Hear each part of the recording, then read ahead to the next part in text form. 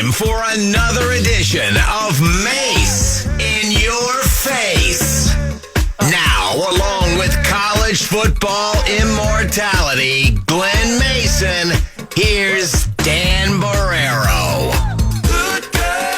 I'm not even sure I would recognize our next guest. It's been so long since we've been face-to-face, and I was devastated to learn from Guardsy yesterday that we weren't going to be face-to-face today. That the guy who says he embraces Minnesota winters, that he's one of us or might as well be one of us, suddenly says, oh, actually, I'm going to go to Florida now. Do you want to explain yourself? Wait, every once in a while I got to get something off my chest and let me do it. All right, go ahead. And you remember a couple of years ago I got on your show and I said, don't you hate when guys big time you? Remember that story? Yes. About having lunch and YZ, and the guy talked, I see you with your dogs running, and he went to this other guy. Mm-hmm. And the other guy says, oh, no, I got a private gym in my house and I got a personal trainer to come over, Yeah. And I didn't want to throw the guy under the bus, so I just referred to him as Joey D from Edina. Okay? Leave it at that. Well, let me just say, I ran into Joey D from Medina at the airport today at the Delta Lounge. And he was going on the same flight as I was, and I was talking, and of course he had to tell me that he sits in first class. So anyway, and it's kind of big time again. He got in first class, and I got my normal seat. When I got off, very kindly, I said, Joey, I know you're going my way. I got a car. Can I give you a ride? And he promptly tells me, no, I have my chauffeur picking me up. Wow. Do you have to do that, really? Huh? Well, you kind of have a chauffeur, too. No, I had a chauffeur. I went over to Nashville, got my car, and took off, and drove, Oh. By the way, why didn't you drive to Florida? That's a little different when I'm just going to the airport. Why didn't you drive to Florida? Why didn't I? Yeah, you love to drive and see the country. Oh, I do, but I'm only going to be here a week. And when I take those long road trips, I take Topo, my dog, with me, right. and that's not happening this time. Is that the Pooch is going to miss you? I bet you guys are tight. The Pooch is down in Prior Lake. Okay. I got someone staying at my house. You got some connections, I think. Yeah. Okay. But the dog likes to go down to see the grandkids in Prior Lake when I'm out of town. Interesting. All right, so let me ask you something. Can we in any way, shape, or form blame you for the news that Coy Parrish has entered the transfer portal? You blame me? Yeah, can we? How can you blame me? I want to. I want to think somehow you put some ideas in his head that, maybe there's greener pastures someplace else. I just feel like I'm giving you a chance to fess up if that's true. That's all. No, I was sad to see him leave. He's an in-state player. He's a good safety. Now, greener pastures, do you mean green as in more green money? I mean, that's what's happening in college athletics right now. So you're talking to the wrong guy. You ought to be talking to the big hitter Minnesota backers. They got to open those checkbooks if they like it or not. If they want to keep those players there or get new players, they got to belly up. I find it despicable, but that's how the game's being played now. That's it now, right?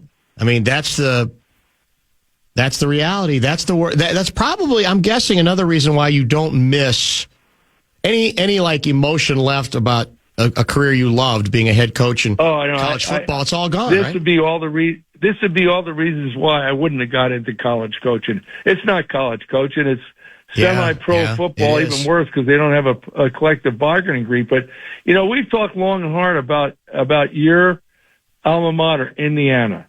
And that's the greatest turnaround ever. They win the national championship. That guy, Kurt Signetti, he's the new GOAT of coaching. The only thing even close to that turnaround that I saw was the job that Bill Snyder did at Kansas State. I mean, you're talking about two perennial losing programs. Yeah. And except for a brief period where Bill Mallory was there and had incredible and going to bowl games and winning and beating Ohio State on occasion. But it's pale in comparison to this. But here's the amazing thing. How they did it, I'm not sure. But they like it. and they're throwing more fuel on the fire. Do you see all these guys in the portal? It's amazing. Leaving good schools and going to Indiana. They're lining up. They want to go there. Yes. I mean, it's amazing. And then, and that's what happens. It's everybody jumps on the bandwagon. I saw after that Rose Bowl, their college president, I don't know her, but man, she was out there. You thought she was one of the cheerleaders. I mean, because her life is easy right now. I mean, besides Kirk Signetti, I mean, she's the most popular person in Indiana because she's going to say she was responsible for bringing them there. And they like it, and they want more of it. It's intoxicating. I'm not going to lie to you. I don't know. Remember, this is me talking, Mr. Cynic.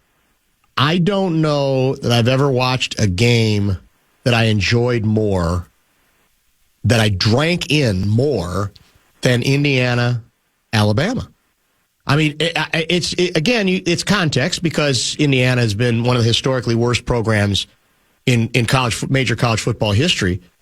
But Mase, I got to tell you, and as a guy who believes, I think, in no nonsense effectiveness, I got to believe you admire it because I do. They're so clinical and they just don't do anything stupid. No, here's my observation. And we've talked about this. When I watch a game, I'm nonpartisan. I'm not really a Big Ten fan or a Big 12 fan, SEC fan or a Ohio State fan, Minnesota fan. I watch it as a football coach that thinks he knows what he's talking about. And one of the things that all these announcers are missing a big point, Dan. They want to talk about Mendoza, the court. Yeah. But here's the thing that those guys, that Kirk Cincinnati has Indiana doing better than anybody in college football right now. It's called playing as a team. Yeah, you're right. You can't tell me they got so much more talent than Alabama. They play better together as a team. And football's the greatest team sport that's ever been invented. And easier said than done, but that's the challenge. When you take an in-state kid, an out-of-state kid, a white kid and a black kid, a big kid, a small kid, a fast kid and a slow kid, a rich kid and a poor kid, and you get them all playing together as a team. And that's what Indiana has right now. The second part, they are well coached.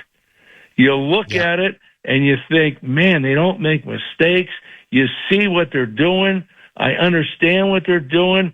Good game plan, good execution. They don't beat themselves. They let the opponent beat themselves. It's all true. Everything you say is 100% true. Now, and I mentioned this to Garza yesterday.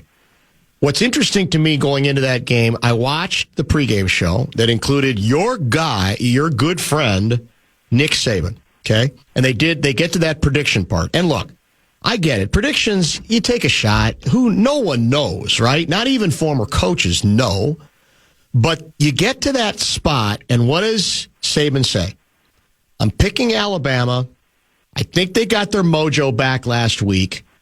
And Indiana's, it's been a great year, but I think it's Alabama. And to me, what it reminds me of, Mase, is that it's not just fans and media that sometimes fall into those traps of what was.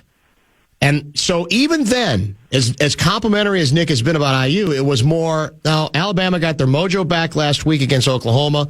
They're going to win the game. And then you see the mismatch, utter mismatch that it ended up being. And you say, even coaches, I think, can get fooled.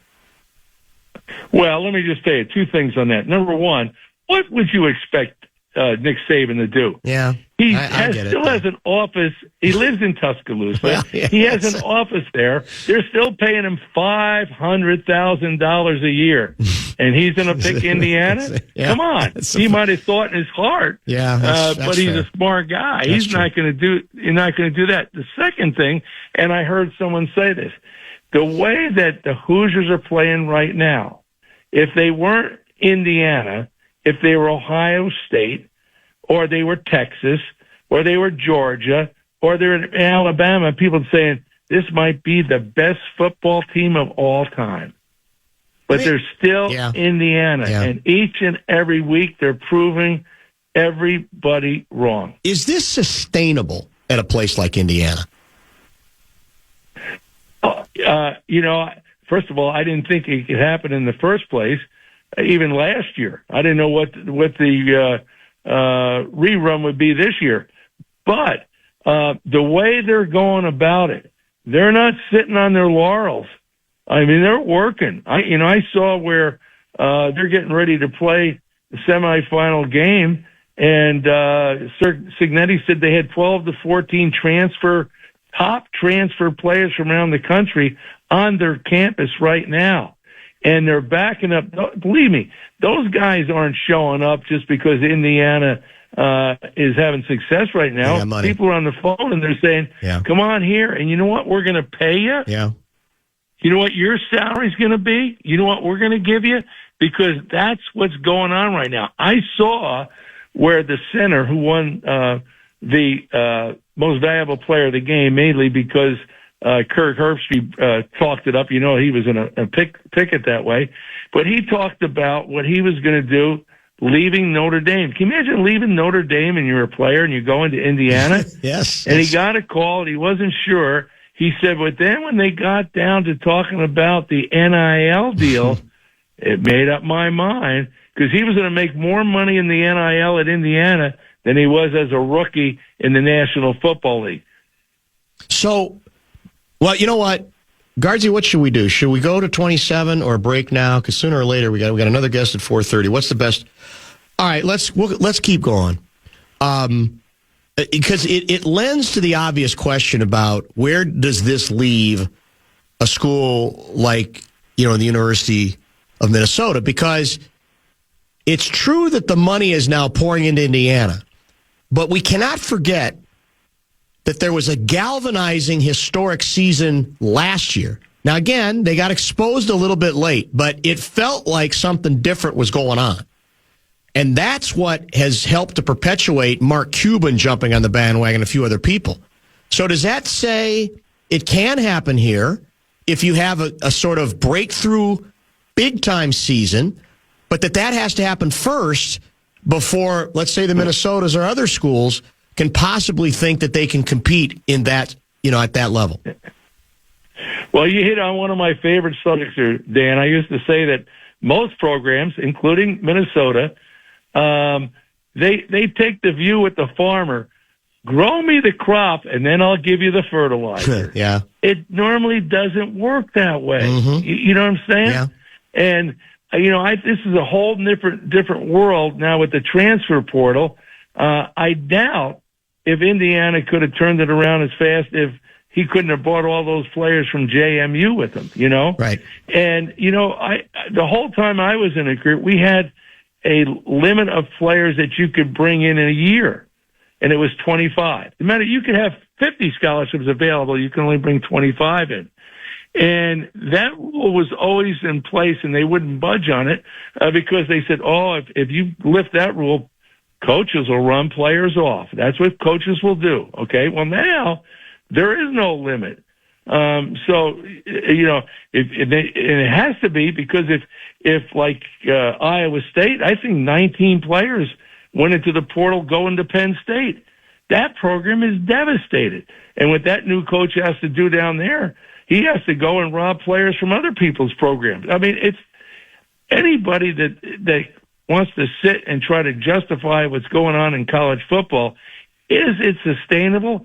It's sustainable maybe for some programs, but in entirety, it just doesn't work. Drew asks this question. I saw an article about the age of Indiana players compared to other teams. Does Mase think that's a big difference? I don't know what their age is. I'm assuming he's saying older, that they got a lot of guys, like so many players these days who seemingly are around for like 7 or 8 years. Oh, yeah. Well, sure.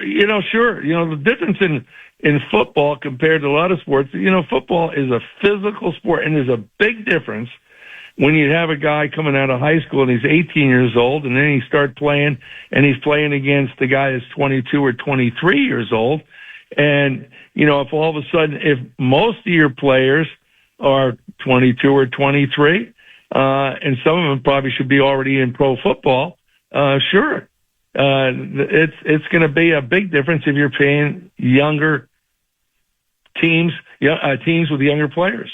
Clayton from Rochester checks in and writes, it sounds like Mase is hitting the travel portal and Luigi is about to be opening his checkbook. Is that accurate?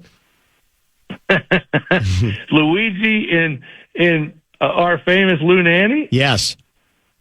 Well, I don't know. I'm hitting the traveling portal, but I'm not asking anybody for any money. I can tell you that. He predicted with us yesterday that you would be. That's what I can't even get him to buy me dinner. So what are you talking about? Yeah, that's what he said. By the way, a 952 guy wants to know, is Joey D code for Louis N, as in Lou Nanny? No. Okay. No. I'll tell you one thing. Louis not like that. Louis a man of the people every time. If Louis would have been on that same flight and he was in first class and I was in back, he probably would have brought a drink back to me. And if he would have had a chauffeur-driven limo, he would have said, come on, Coach, get in with me. I'll give you a ride. Nah, Louis not like that. Joey D, I don't know. Joey D must have been one of those guys born on third base and thinks he hit a triple. Wow.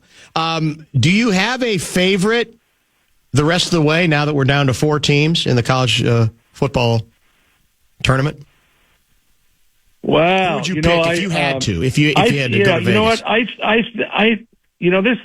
This is tough duty. It's tough to pick because Indiana already beat Oregon one time. That's old saying, which is too hard to beat somebody twice in the same year. Now I see where Oregon's running back is out. He's got injured. I missed that. Broke his clavicle or something like that. I think that Miami is really coming on strong. You know what I mean? Yeah. I really are. They're playing with a vengeance. I wish they'd keep Michael Irvin off the sideline. I think he's a bad view for college athletics. I don't like what he's doing there. Right. But I would look for Miami to beat Ole Miss. And I'm not, I'm believing in Indiana. I think you're going to have an Indiana-Miami final. By the way, did Indiana's destruction of Alabama mean to you that the folks who said a 3-loss Alabama team shouldn't have been in the tournament at all are correct, or is that too easy after the fact? Well, it lends to that credibility. I can tell you that. I don't know. I was kind of surprised myself that a 3-loss team could get in. I sure wouldn't want to be Kalen DeBoer down in Tuscaloosa right now. It's and they're probably saying that old Nick Saban, he's such a nice guy on TV now. On ESPN Game Day or whatever it is, he's got all the answers, all the chuckles, all that stuff. No one ever said that about him when he was coaching the Crimson Tide. Are you a Kyle Whittingham guy? Do you know much about him, the former Utah coach who is now, one day after Christmas, I think it was, the Michigan made it official that they hired, the Wolverines hired him as their new coach. Yeah, I have 2 thoughts. I don't really know Kyle. I've got a lot of respect for him. I think he did a great job out there in Utah. I was surprised when, the Utah was going to the Pac-12. Utah, Pac-12, that's when the Pac-12 was doing pretty good. Yeah. He fared pretty good. 66 years old, it's amazing the trends that go all of a sudden. Now, there weren't a lot of guys left. Let's face it, when Michigan had to hire a coach, but maybe their thoughts is, Cignetti, he's 64 years old. He did a good job at Indiana. Hey, we've had some of these guys in here, that probably Sharon Moore probably didn't have the background to be the head coach, know all the ins and outs. He was a good assistant, but he didn't know everything else, and we didn't know about his other issues. And right now we got a mess. Maybe we better bring in a guy that's been proven and that we know everything about. And going to have some ability, some knowledge, and some experience to straighten this mess out. So I think it was a good hire for them. 651 guy, Roger from Roseville, is admonishing both of us. Here's what he writes. Good grief. After listening to Dan and Mase talk, you'd think Indiana had won everything for the past 5 years. How about some standards? Let's have them win a national championship before crowning them as a great team. What do you say to Roger from Roseville? You know what? I think he's dead wrong. I think you got to look on what they've done the last 2 years. And they are a really, really good football team. And I'm going to tell you, if they win the national championship, if they win it, it's be one of the greatest feats in college football that's ever taken place. That's not in exaggeration. A short period of time. It isn't. Again, I know people think, well, I'm looking at it through the cream and crimson glasses, but that's not. You're not wrong. Yeah. I would say this. If they win the national championship, it would be a disservice to name Curt Cignetti the coach of the year. He should be the coach of the decade or the coach of the century. Yeah, you're right. Ask Mase how Coy Parrish will look in Hoosier Cream and Crimson. Interesting.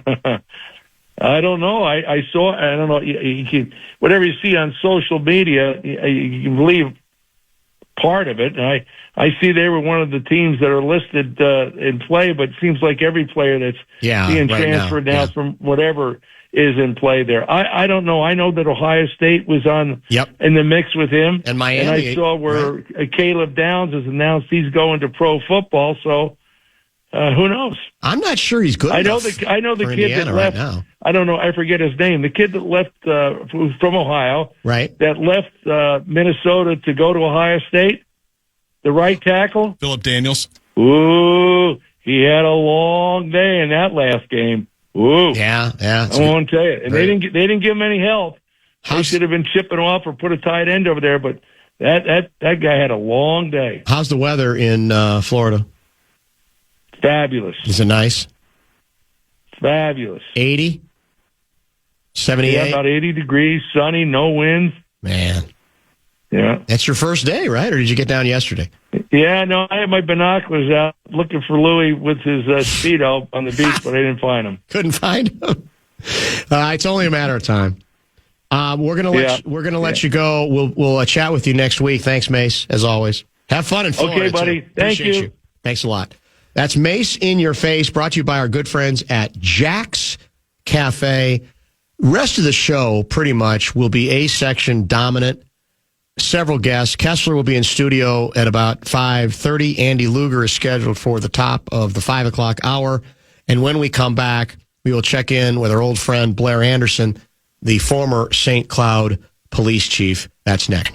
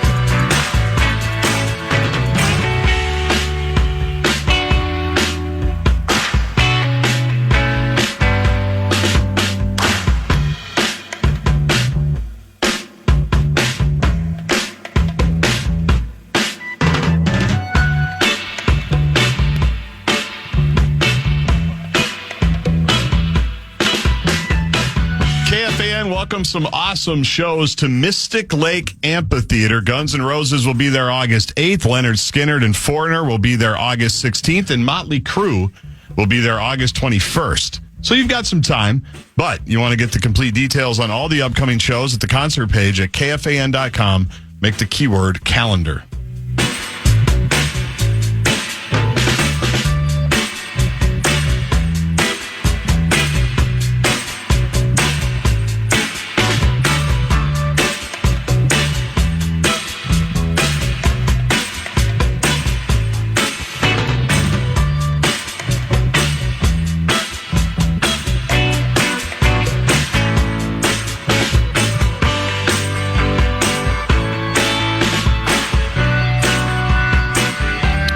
Former St. Cloud Police Chief Blair Anderson has joined us many, many times over the years, sometimes in studio, including that Sunday at the Great Minnesota Get-Together. And, Chief, as I think about that, I think back to that day. Once again, it felt like a more innocent time, and it really wasn't, because there was all kinds of stuff still going on there. But now we find ourselves once again in the middle of the meat grinder. We are a national focal point again. It's exhausting, not to mention tragic, isn't it? Dan, this is absolute mayhem, but in slow motion. This is a really bad movie with a horrific ending. And Dan, my mind is all over the place, and prayers out to that woman's family. But when I saw the press conference from Kristi Noem, I immediately thought, okay, wow, I'm old enough to remember back in the day when they would at least try and cover it up. They're not even trying to cover this up, man. The statement that she gave based on the video that we have all seen indicates that her vision is trammeled. And anybody who didn't call this one, Dan, anybody who didn't see this coming a mile away is beyond obtuse. And that explains Kristi Noem's statement, man. I am so pissed off about this, man. And you know, I am a staunch supporter of police. Yep. I still am. I always will be. But we're talking about humanity here, Dan, and a right and a wrong way to do stuff. And so this begs the question, Dan, is this more of, it certainly is what misuse of police looks like, but is this more of that than the police themselves? I mean, Dan, and then they double down. They're just thugging us, and they double down by constantly spewing out how patriotic their actions are. What the hell is going on? There's two tracks that we need to cover today. You're on one of them, and I want to pursue that one, which I think falls under the classification of you knew, I knew, our 455 guest who was just in studio on this subject not that long ago knew that this was inevitable given the ICE onslaught. Inevitable, maybe even shocking that it didn't happen sooner. But before we continue on that track, I want to get to the other track regarding the behavior of the ICE officers themselves. Now, I do believe, have identification. The mother of the deceased driver has identified the woman as Renee Nicole Good, 37 years old. And the video of the shooting shows agents near the vehicle. Good reverses, then accelerates, seems to be heading right. One agent appeared to fire several rounds, I think it's 3, into the car. ICE is saying that the agent acted defensively. And the video is weird in that I'm not sure all the video captures the fact that I believe, and you can correct me on this or explain it better than I am, that the agent who fired was towards the front left side of that vehicle. So we get into the area you and I have discussed a lot about.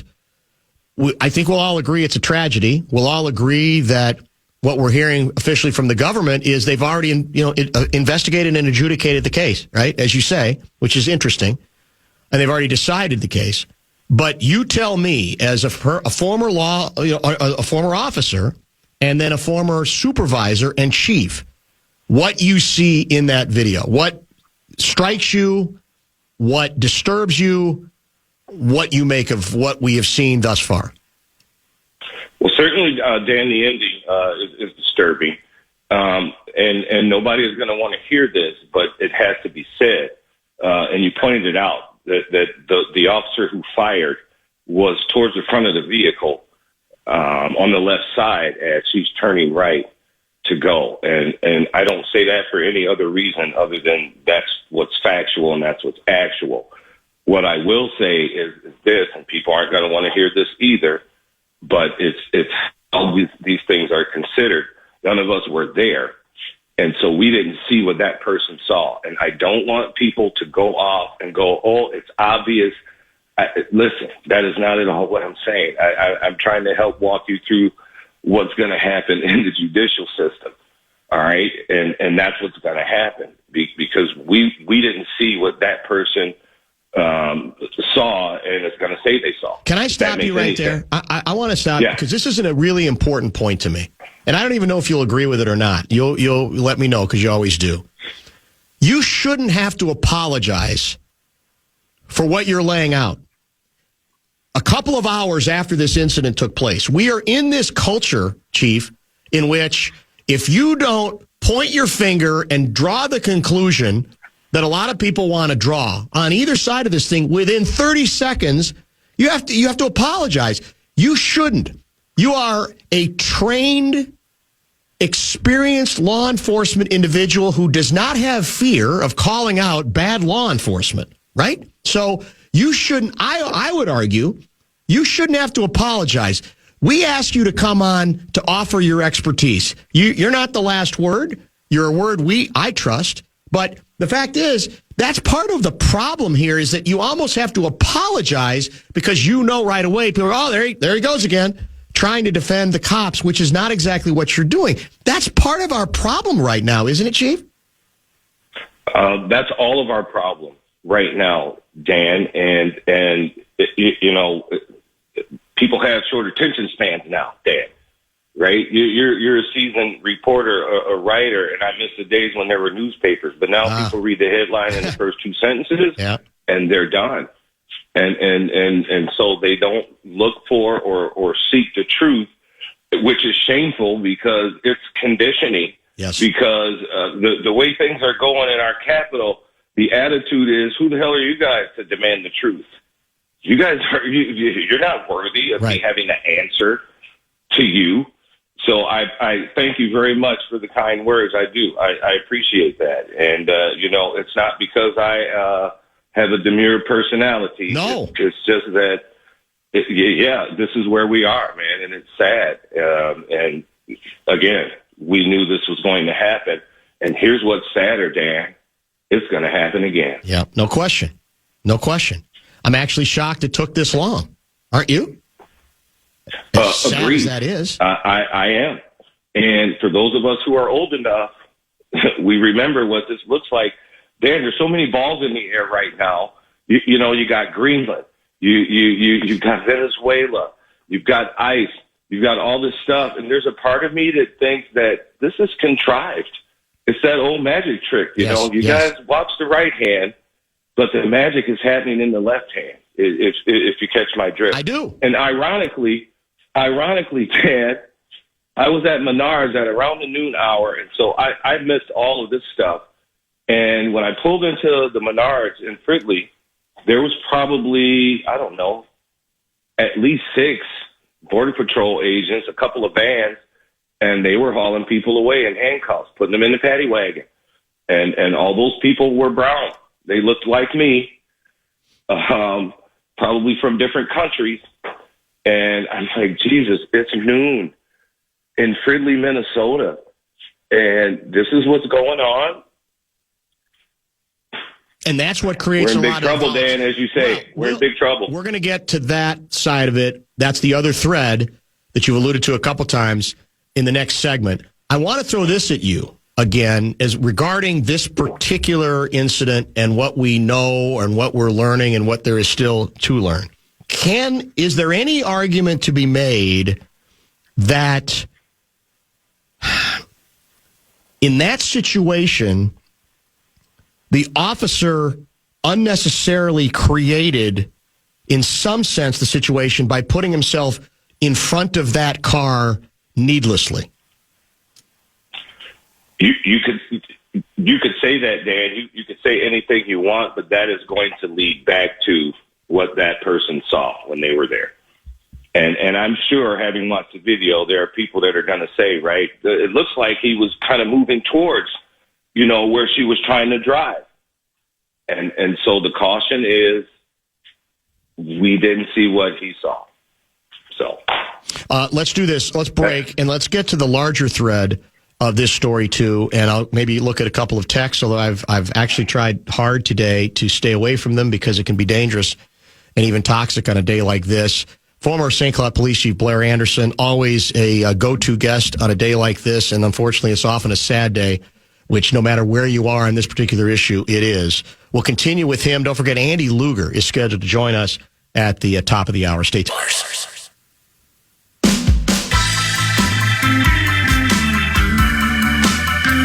Former St. Cloud Police Chief Blair Anderson is back with us for another segment. Andy Luger at the top of the hour. Kessler is scheduled to join probably about 5:30 or so. Let me read, because this is a good revisit reminder, a text that came in a little earlier. This is from 218 guy. Could you have the chief go back and continue his analysis of what he actually saw in the videos he has watched? He started that, but you understandably interrupted to make the point he shouldn't need to apologize, which is correct. But I'd like to hear more of his analysis as a police expert. What would you like, if anything to add in that regard to what you saw? Honestly, Dan, there isn't anything more to add, and that's why we try and be transparent. Those of us who want to do this right, so that these kinds of questions don't continue to haunt citizens who, they believe their eyes, they know what they see, but there's a little bit more behind the curtain when you're out there standing. So I wish I had more for him, and I'm not being elusive. No. But that's pretty much the long and the short of it, Dan. There's nothing else. It goes back right to now. What is fair to interpret in terms of the threat that individual felt, which I guess would be different than, in fact, I'll give you another example of texts that are coming in, and I think this is a fair question. I'm curious regarding Blair's professional opinion on the ICE agent who lunges at the car handle without trying to de-escalate. We get into these debates and discussions all the time about, what's realistic in a moment when it comes to quote-unquote de-escalation, and then we get into, well, if the person in the vehicle has been told, get out of the car, and you choose instead to continue to drive, whatever your intent is, that's also going to contribute to the possibility of something very bad happening, correct? It is, Dan, and it would be wonderful if I could say to you with certainty that, in that person's eyes, it happened like we saw it. Going up to the car like that, Dan, here, I'll address that one. That's aggressive. And what for? Unless you saw a threat, and that's the point I was trying to make. Unless you saw something, and I'm in no way insinuating that this woman was a threat. I'm simply trying to illustrate the point that I keep hammering on, which people don't want to hear, but it's we weren't there. We didn't see it, what that person saw. So it sucks, but that's what it is. 612 guy. Glad you're having Chief Anderson on. He is always a fair and balanced voice that I appreciate. Today's events are horrible, possibly criminal, but I did just hear him get very upset that some people that looked like him at the Fredley Menards were getting handcuffed at noon. My question is the issue, why is it so bad to enforce immigration laws? When I travel abroad, I'm instructed that I should carry my passport and visa on my person at all times. If I don't, I can't provide this. I'd be taken into custody. U.S. is the only country that I know that doesn't really ever enforce this policy, and now we're enforcing it, and people are losing their minds. People don't understand, I guess. Thanks, and keep up the good work. What would you say to 612 guy? My answer is simply this. This is being done under the cloak of we're ferreting out all the folks who have come in here illegally and have engaged in the various activity and committed horrible crimes and all of the things. Wonderful. That is what they are supposed to be doing. My point is, show me. Show me. because you don't have a problem showing all the other folks being deported. Right. And Dan, I'm skeptical because I'm sorry, I'm a rational thinking Midwestern dude. We would have seen more perp walks if they're picking these folks up that they're telling us they're looking for when they're doing these sweeps. Right? And, well, I mean, call me crazy. To your point, we've already had a number of fairly significant cases, well reported on, in which individuals who are U.S. citizens were mistakenly taken into custody. And it's like, hey, no harm, no foul. We just need to check you out and you'll be okay. And it's easy for people who are not in that position to say, hey, no problem. You win some, you lose some. It's the broad nature of this approach that, for me, and I said this early in the show and some people didn't like it, I sadly believe not only that this was inevitable like you, but I believe that the highest levels, the folks who are in charge of this almost welcomed these kinds of confrontations. They're not frightened by them. I think they almost assume, yeah, that's really where we want to go on this thing, because they're too broad. And they're too, again, we talk a lot about performative stuff. They're too performative for me to believe that it's all about let's just get the bad guys out. And Dan, to go ahead and buttress your point, yes, they're too broad, but ironically, very narrowly focused. That's it. Yeah, right. You catch my drift. Mm-hmm. Right? Yeah. And that should alarm all of us, Dan, and I mean that, man. We should be alarmed. And this never ends well, man. And for those of us that aren't old enough to remember some horrific things that happened in history, or old enough to have been taught those things if you weren't alive then, I need them to wake up, man, because those of us who are old enough to remember knows that a lot of awful things started just like this. What's going to happen tonight?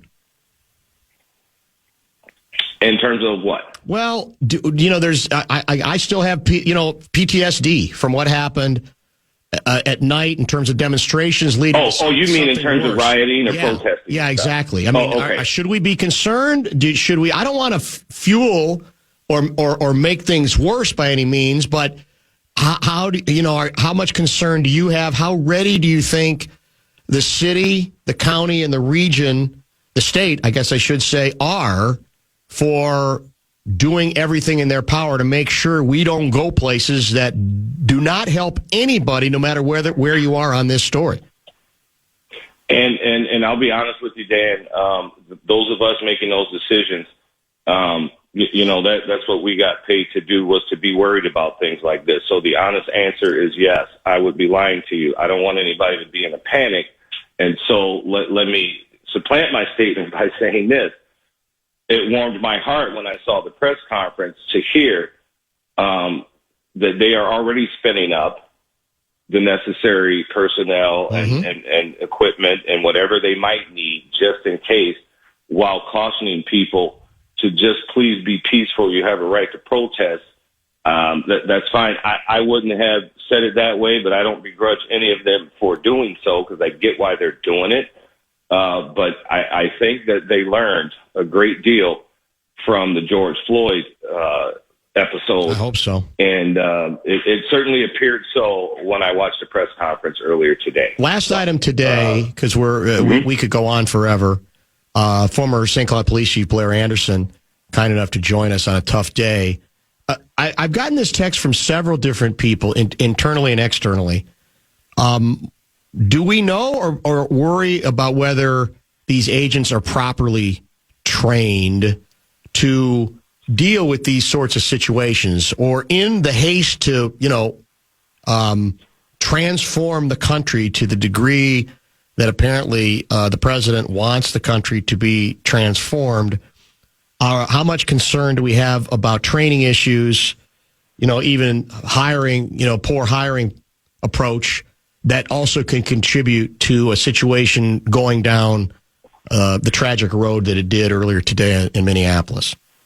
Well, in terms of the training, Dan, I can tell you they if they're on the street, they've had the requisite amount of training, whether that's enough or not, or whether it is followed up, and the continuing education piece is a natural part of that, or a regular part of that, as it should be. Those last parts, I can't tell you, but in terms of the training, sure, they have been trained if they're out on the streets. But Dan, I'll leave you with this question. It also makes me wonder, maybe it's my age, when I see some of these folks out here doing this work with masks on. Mm-hmm. Do they have the masks on because they really enjoy what they're doing because they're that warped? Or do they hate their jobs, but they have to put food on the table? I mean, and that's I don't know. That's just how my brain works sometimes, because if Dan, if the former is true more than the latter, we really are in big trouble. I guess that's what I was trying to say. I appreciate the time as always, and we'll talk again as this story plays out. Thanks, Blair. All right. Thank you, my friend. Appreciate you. That is former St. Cloud Police Chief Blair Anderson. And I'm sure we'll get back to him as the story plays out. We moved a little quickly at the top of the hour because we're expecting a visit with Andy Luger today by telephone. And I don't know how far he's going to be willing to go on this story. I know we're going to discuss it with him. Originally, it was more about the governor's decision to announce that he was not going to run for a third term. And so we're going to try to cover everything because that's still a legitimate story, even if it feels a bit old based on what took place today. So former U.S. Attorney Andy Luger is next. Kessler will be in studio beginning about 5:30.